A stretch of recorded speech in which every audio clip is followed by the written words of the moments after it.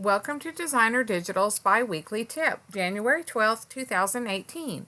This week, how to make gingham paper from stripe paper in Photoshop and Elements.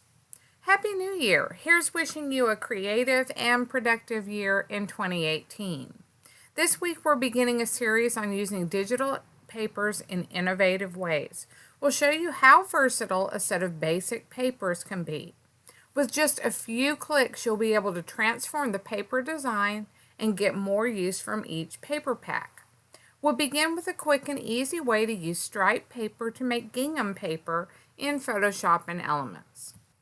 Begin by opening a piece of striped digital paper. The paper can be striped horizontally, vertically, or even diagonally, but I find that this technique works best with a simple stripe of white and color.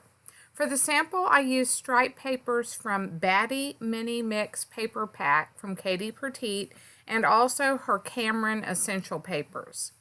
Press Ctrl-J or on a Mac system Command-J on your keyboard to duplicate the paper you opened.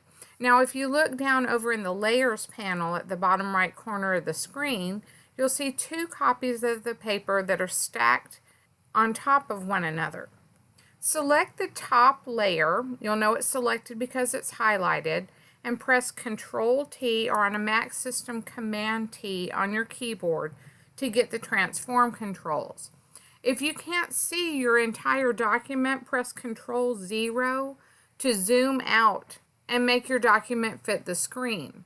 Now I can just take the corner of this little window so that I can see the corner of my document. You'll see that when I hover outside of the corner, my cursor changes to a curved double point arrow, and that happens in every corner. When you get outside the corner, you'll get that curved arrow situation. Hold the Shift key and click and drag using the corner handle to rotate the paper until the stripes are turned in the opposite direction. So you can look now in your Layers panel and see that we've got one paper with horizontal stripes and the bottom paper with vertical stripes. Holding the Shift key turns the paper incrementally so that the papers line up more easily when you get to the bottom. Tick the check mark to confirm the turn. This will either be in the options bar in Photoshop or it will appear right below the document in Photoshop Elements. Click to select the layer that you just turned, so the top layer, and then locate the blending modes at the top of the Layers panel. It's set to normal by default. Click the down arrow and choose Linear Burn. Now your paper is no longer just a stripe, and you should be able to see the gingham pattern already. Trying a different blending mode will give you a different effect, so don't be afraid to try a few to see what they do. Finally, give the pattern more depth by reducing the opacity of the top layer. That's the layer with the blending mode set to Linear Burn. Just select the layer in the Layers panel and then click the opacity arrow at the top right of the Layers panel. Change the opacity either by typing in a number, I'm going to type in 50%, or you can use the slider that appears to find an opacity that looks pleasing to your eye. Now I'll show you the same technique using the diagonal paper that I chose.